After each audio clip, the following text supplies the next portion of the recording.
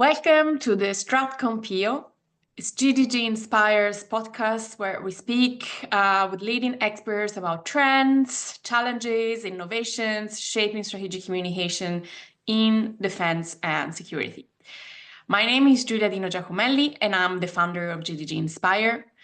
This month, we have invited Daniel Fazekas. So he's the CEO and founder of Bakamo Social, an international strategic social media intelligence company. I have been working personally with Daniel on previous project I was working on called the European Strategic Communications Network, and Bakamo had delivered some social listening for us back in the days, but it has changed its business over the years and has pioneered innovative social research methodology to interpret online conversations, capture the public pulse, access tacit knowledge to assess ground truths. So in this interview, we will discuss with Daniel about his journey founding Bakamo. I think it's always very interesting to get a personal touch to the interviews and about the challenges as well, the opportunities of the industry itself, so the social listening industry,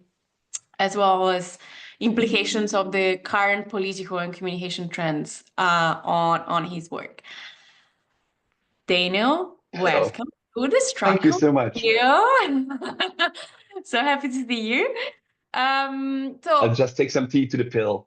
Yes, and I also have my decaf. What led you to found Bakamo in the first place? What was your trigger? The concrete trigger was, in a way, a realization. I was the product director of a social media scraping tool at the time. And we were churning out, basically these tools capture social media data through various ways, and then they aggregate it, and then you can run dashboards on it and generate what I thought fairly meaningless reports, but I headed up a big analyst team, and they were churning this sort of stuff out. And really the trigger was one client asking a question, can you guys do this? And me saying yes. And that meaning that I had my 15 analysts stop churning out reports and gave them data that we've captured on dog food. And we created a strategic map for a European dog food company across small dogs, working dogs, different anthropomorphization dogs. So dog is a dog is a kid, dog is a family member, that sort of psychological cognitive stuff, and what are the concerns, so that they could play on all the social media platforms for the next years in a strategic way. And that was actually the concrete trigger that, a client question said, can you do this? Yeah, we can. And then basically that started this thing because that was a technology company. And that started off basically a splintering of that and setting up Bakamo. That was the concrete trigger. And what do you think? I mean, it's a bit of a pitch, but what do you think? I mean, of course, there are like myriads of social listening companies out there. What makes Bakamo special? Yes, there are. Well, there's a lot of technology. It's a mess what's out there. There are some awesome agencies out there. Well, what makes us special is that we look at it in a very special way, in a way. Bakamo means in Japanese also an idiot. And it basically, we look at it as a type of data that is extremely valuable. So my background is in qualitative research. I've grown up literally in focus group facilities. And when you look at conversations where people among each other talk about the tea, the politics, the whatever they talk about, and you are able to observe that, rather than create fake proxies, like simulations, like focus groups. Focus groups are awful. You go into a basement of some building, they give you bad cookies, and you are really there for the $50, It's like, I've sat through maybe hundreds of these. That's how it's done. It's a machine. It's a theater really, because in the back room, the sandwiches are really nice for the clients, but it's an experience, an ethno peep show, but it's fake. And same with surveys. And I mean, that's my background. I know that those are itchy. So when I realized that actually here you get to hear people talk about veganism and splintering into, Russian disinformation or whatever it is, that's reality. And in a, I don't want to over philosophize this, but asking questions, the problem with asking a question is that you alter the very bloody reality you want to understand. Like there's a fame. So What would you say? that made me extremely excited that you actually, if you put in the human work, because you have technology, but then you have to layer on lots of of analyst hours to clean the data, to get to actually, because social media is big, 95% of it is garbage.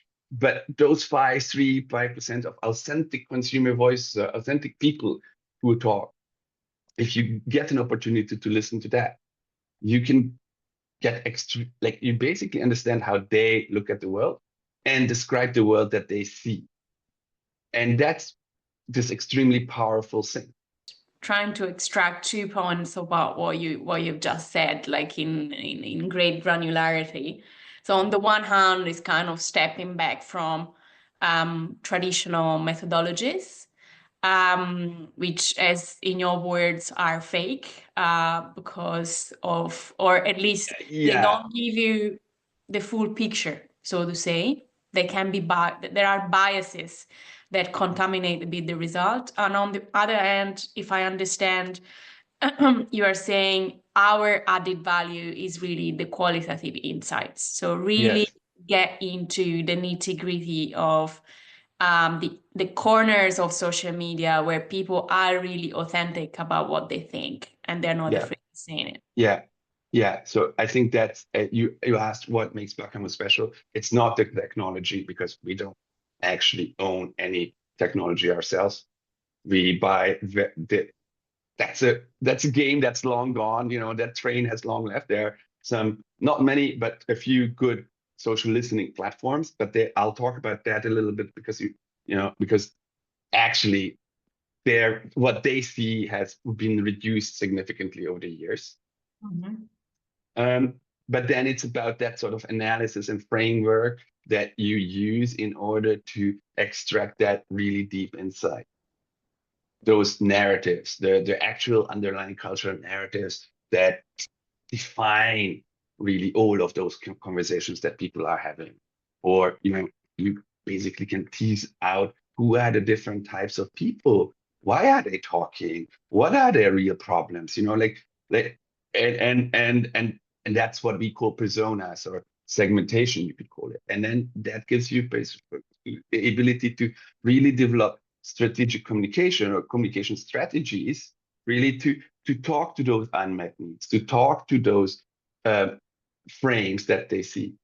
And just jumping back to the earlier thing, the key thing that it's the natural context. Because when we sit in DC, in Brussels, in London, in offices, and think about the world and ask and write those ideas on how research, or what we want to know, or how we see, and then eventually it trickles down into research.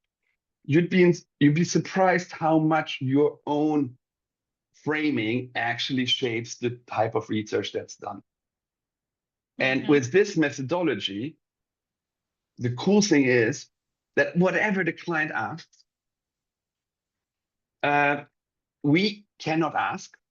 We deliver insights without asking. So it's this whole thing. And we can tell them not only about what they asked, but here are 10 other questions that you should be asking. Because a lot of the problems that we see across all the three verticals that we work in consumer market research, we work in healthcare, and we work in public. So which is where you are for us. Knowing the right question is really the difficulty.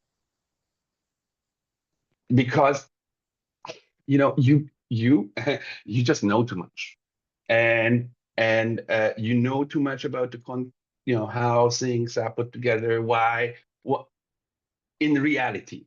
But where we come from, perception is reality. And that's why we can, in a way, help organizations, basically stand back and see the world as people see it, and not be able to shape that research and get an unfiltered reality. And because that's a very, very difficult thing. Yeah, and what I very much like about your approach is that you actually provide your clients with questions, sometimes, but in a consultancy kind of understanding, right? You ask the consultant to give you answers. But I think a good consultant is also good at asking questions to the client, right? And really refining the question, breaking down the actual ask. Because sometimes, as a client, you go to a consultant with a question, but even yourself, you don't realize what's the real question what's the underpinning question. What are the assumptions you are making with that question? And that's something I really valued about your work. Sorry to just dwell. Yeah. I mean, this thing, what we just talked about, is getting more and more bigger or more important by the day, because what do you do first? You sit down and write it down into ChatGPT or whichever, and you've already asked a question. This machine is going to answer according to your questions, and there you go. And you've been actually basically paradigm locked in your own question without ever being able to challenge it yourself. So sorry. It's just this No, AI. totally. The AI is never going to come back and say, "Hey, you're asking one question." Yeah, I mean, of course. And talking about the industry in general, how do you think the business of social listening has changed in the last few years, and why do you think it has changed? And let's say mixed with this question is what's your take on the debate about automation? What is, in your understanding, the role of automation in your work, and what's left for humans? Yeah. Okay, it's a big one. So maybe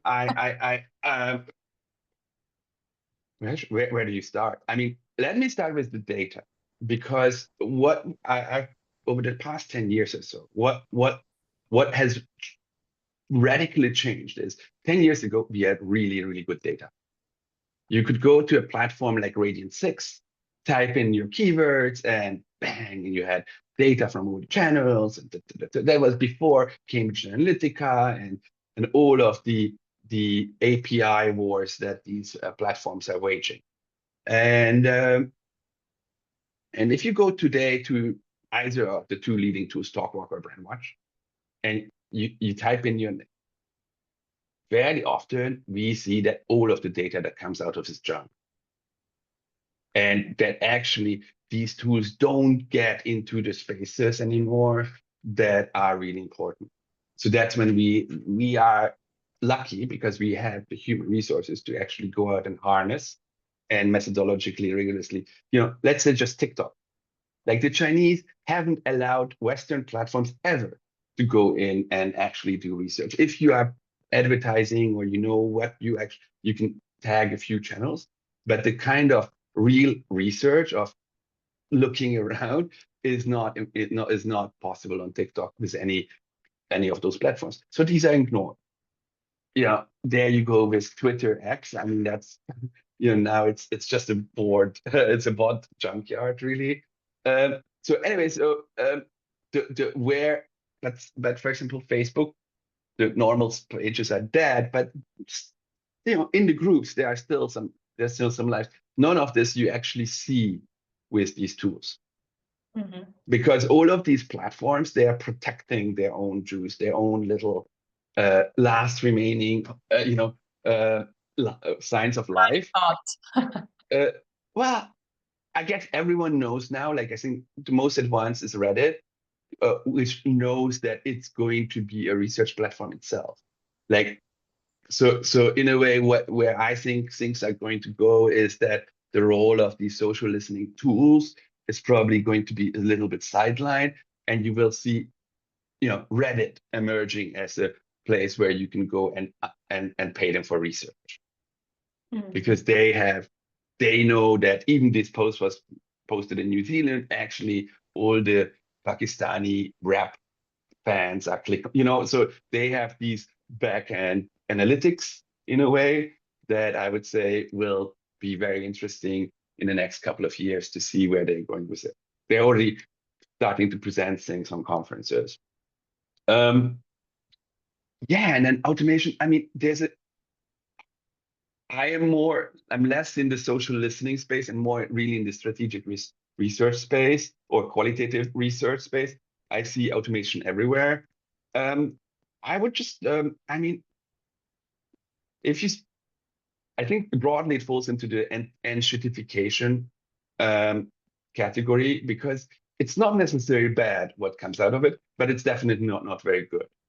And particularly if you consider the whole infrastructure and ecosystem around these platforms, where just I think last week in the US, one of these survey companies got fined for just delivering fraudulent data. And that's really one of the key issues there, is that it's estimated that about a third to a half of all the survey data has been either generated by bots, or by Bangladeshi villagers. Whichever is better. I mean, but so the whole that space that really serves all the AI tools and automation tools, I think they might get better on an algorithm level, but you put shit in, shit comes out essentially, and if it's good enough. And then I guess it's a lot of the responsibility lies also on clients. Because in the corporate space, there's a lot of over research happening. So, what do you want to know? And I'm sure that, the cost thing is going to drive more and more of the AI tools. As long as you don't look under the hood, it's fun, I guess. Would you say that the shift was, I mean, compared to what you were describing in the first place about so if before it was how much data you are able to collect because data was hyper accessible, now with the influence also of automation systems, the shift is about the quality really of the data, because yeah, for Bakamo, definitely. So we go out and for us, like to give you an idea, a big cosmetic company came to us to understand what does skincare, skin health, skin beauty mean in these 5 African countries. We know we are white, we know we are Western. We need to understand really without bias what those women want so that we can see what we can do. And that's, for example, a deployment of our tool to understand, when the client is aware of their own, let's say, Western biases. Um, most of the conversation happens in comments on the TikTok, and Instagram. So that's where we can go out with our local teams and capture this data. And because they are local, they also understand the slang and the context and whatnot. So we can bring that into a qualitative, huge map and identify those patterns that are important for us. Or that are even revealing what is beauty, and how is beauty, what are the trade-offs, how does this change over time. Why, so these are all the kinds of from minute different little things, because for us, every authentic quote represents a human life, a human story, a history. You came somewhere here, posted this, why? So that's where we come in. And we can find data because people are hiding it, people are using and really, there's a thing called algo speak, where they would go out and try to hide the true intent of their meaning from the algorithm. Right now, what's really trending is really interesting is trying to game the algorithm to pay rent. So that's what, hundreds of thousands of people are collaborating on TikTok to donating 60 seconds of attention so that various people for various type of motivations can, make, campaign rank. Interesting space to observe. Anyway, let's see. I mean, maybe we should have this conversation in another 5 years. I'll be curious to know, I mean, what, how Definitely. we will smile at ourselves, I think, in our conversation. It's moving super fast. Going to, let's say, more, I would say, juicier business here. As you know, like at GDG Inspire, we work in security and defense. And as you said, you work for corporates, you work for public sector clients. I have a question for you. I mean, I don't know if you guys have conducted specific research on that, but of course the debate now is about, rearmament or, preparedness as it was rebranded at the EU level.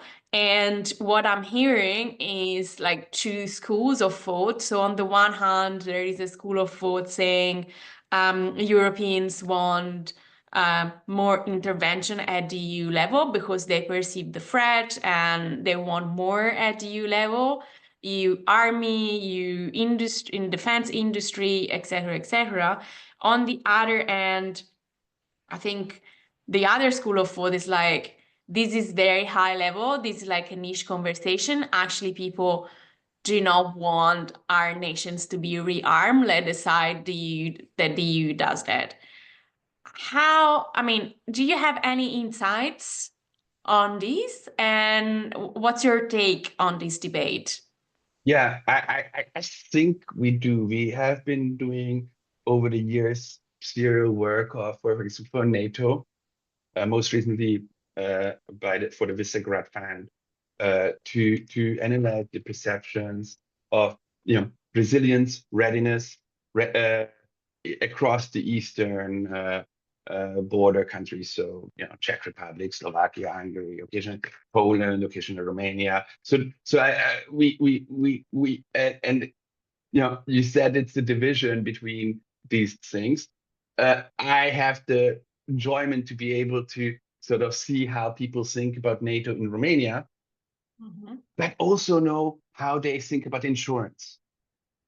And in a way, it's not that they have one life, and I and how they relate to the state or how they see themselves within the European pecking order, and what's their own sense of self-worth, or are the drivers and barriers of self-worth.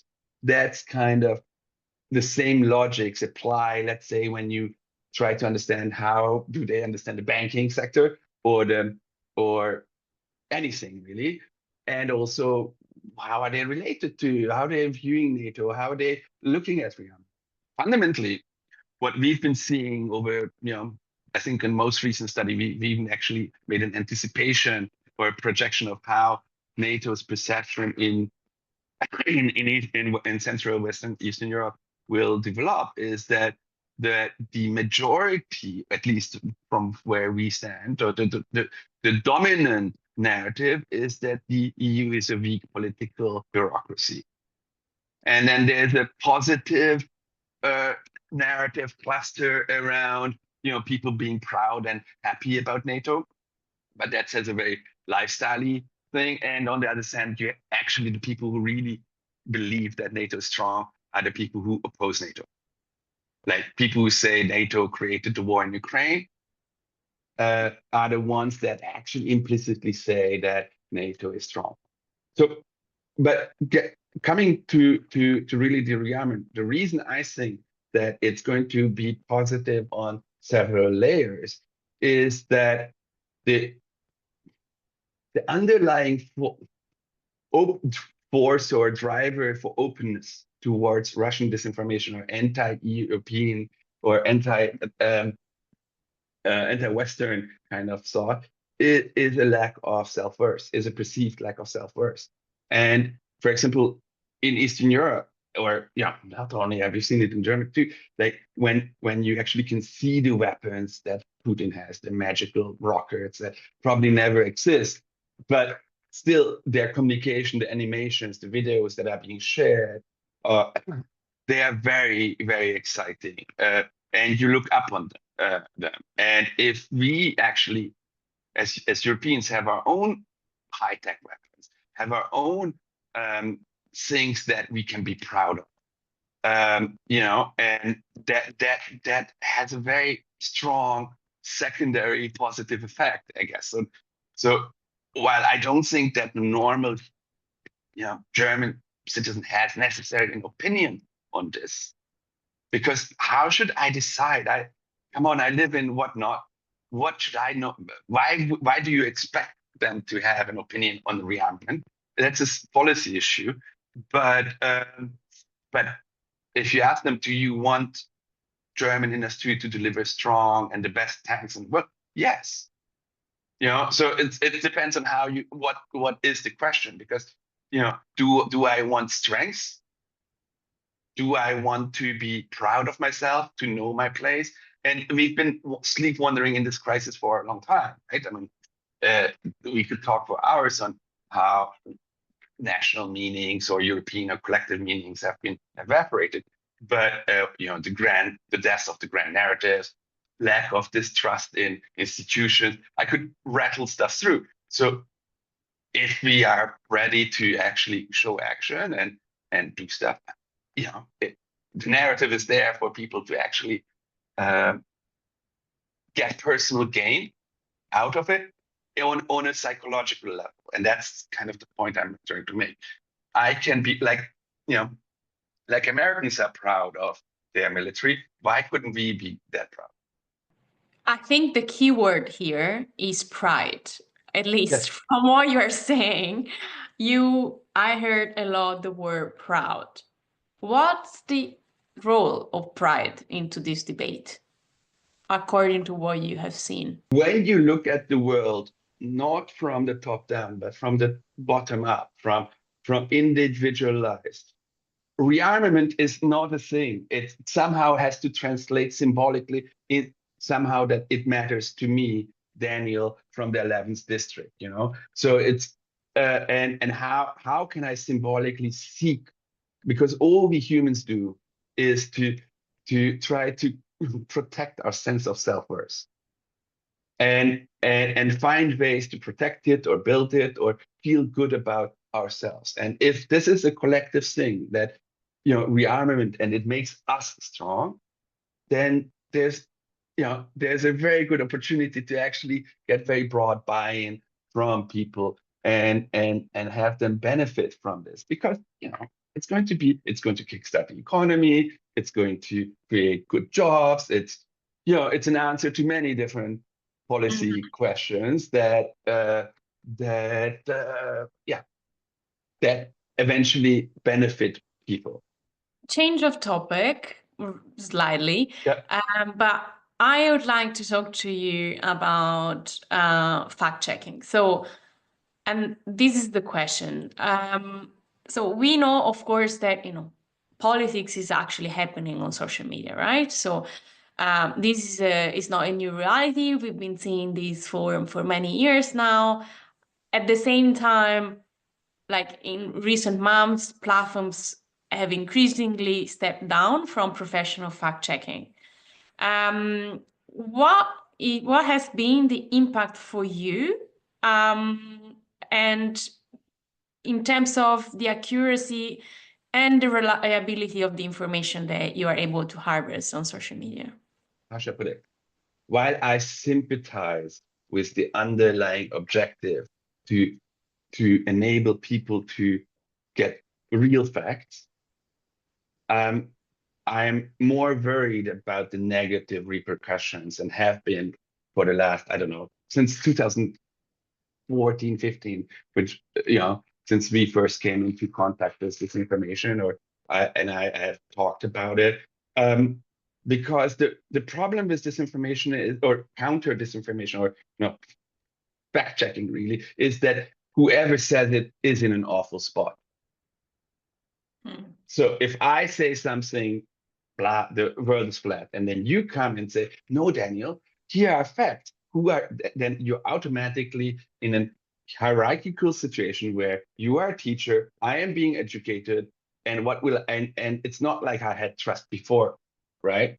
So it's actually in that, if you look at that, like all these fact checkings, policies and initiatives in that way, is that it's actually makes the schism, the divide of our society only bigger, because the Nazis invented counter fact checkings.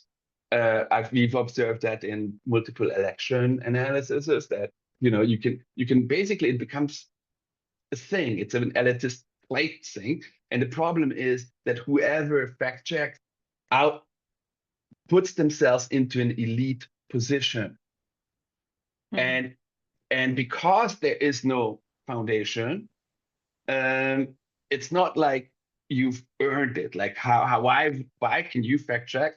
Well, so that's, and my problem is that it doesn't address the problem. It's a plaster over a wound that actually makes the wound fester underneath. And governments and elites can feel good about themselves. Yes, we have fact checking check done, but actually it hasn't done anything. Is And that what is the problem? The problem is distrust, lack of pride, lack of sense of self-worth. If I have been, I don't know, I don't want to say a compelling story, but if I have developed an anti-elitist attitude, then you cannot use elitist type of approaches to teach me that that's not right. And and that just radicalizes me and makes me even hate you more. So much that I want to burn the system down, like Trump does at the moment, or the AfD would like in Germany. Like it's not. So it feels like we are totally blind walking into crisis, and the people who are supposed to protect the system are saying, fact checking is fine. It solves the problem. It doesn't. So in that sense, and sorry to answer concretely, it doesn't matter if Facebook never really did anything, really, and where they might have paid some NGOs, fine. But where it really matters in like in smaller countries, like for example Hungary or Bangladesh, or where like advertising clicks are less worse, they have never done anything, and they are also in an awful spot to decide from California. I mean, but anyways, they're, yeah. So I don't think it matters much. Okay, and what would be an alternative? I mean, because so let's say I'm talking by absurdity here, but let's say there is not at all, so it's completely unmoderated. What would be the alternative solution to make people understand that the way they interact with content, that say that the content they are interacting with is actually untrue? Yep, but that's our job. It's called communication. It's called like, instead, like, you need to be able to tell a compelling, relevant story of why what you are saying is true, that matters to people on the ground. That and that's why I get a salary. That's why I think our job is to actually come up with these answers of helping grandma in Portugal or Polish farmer understand and resonate with what we think, and find pride. And obviously here it comes back that if we have a sense of identity, if we haven't sold it off to the next GDP number, then there is actually a cohesive community that we live here. We want this, like, I don't see the big barrier that should be there. They speak the same language. I think you get what I'm saying. No, you can. I mean, the standard answer is good education. but that takes a long time, right? So that's my answer. I mean, it's just get hired and help organizations develop those narratives and stories and ways of talking that cut across. We recently had a project that I'm really, I'm actually going out next week to the US to talk about it with Gallup in Austria, where the Academy of Science came to us and they booked us along with the Euroscience Barometer OneNote. And it was really interesting presenting our findings because in a way we didn't, I mean, what should I say? I wouldn't say that we've reinvented things. We just were able to show that people look at science as religion. It's not our, Polanyi said it, I like that you could, if you Google it, but yes, people look at science as a religion. And if you understand that and how the conversation is layered, the Academy of Science needs to change its tone, and in order to regain some of the relevance, make trust, build trust. And that's my answer to that. Instead of fact checking, let's invest it in actually finding out what we do, how it matters to people, how we can tell them the story, why it's important to rearm Europe, why it's important to, be in command of our own military forces, why, all of those things. And that would be a lot better invested money. That's a good challenge. Last question before I ask you for some recommendations for our listeners. It's about freedom of expression, because I think we cannot talk about, social media and the industry about talking about freedom of expression. We know that it's, of course, let's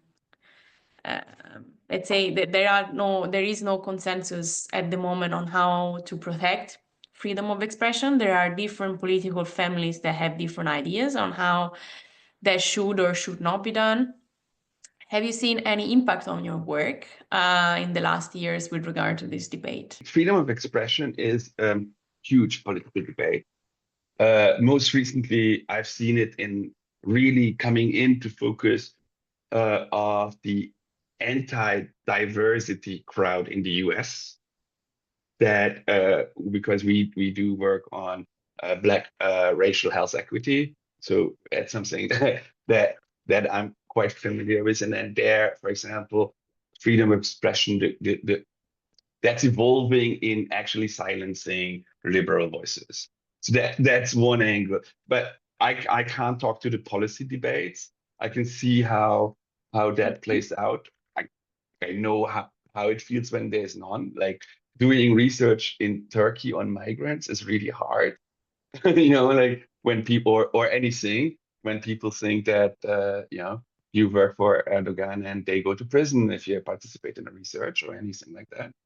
I think it's a huge debate and people feel, but I think it's going to be,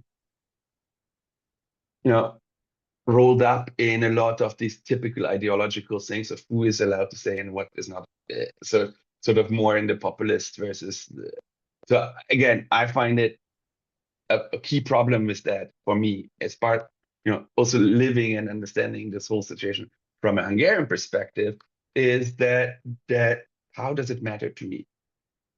And if people don't understand how it matters to them, because we know that it does, right? But why freedom of speech is important for the cost of butter.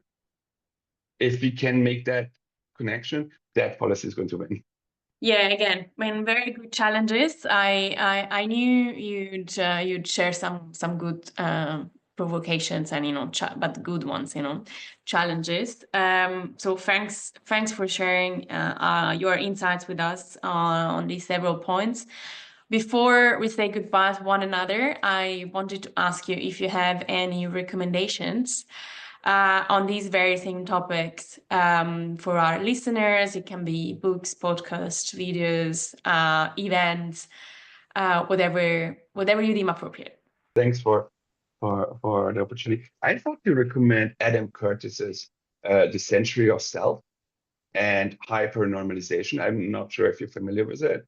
He is a British social writer, I don't know, writer, but he sits in the BBC archives and basically just cuts, and narrates over it and picks some really good music.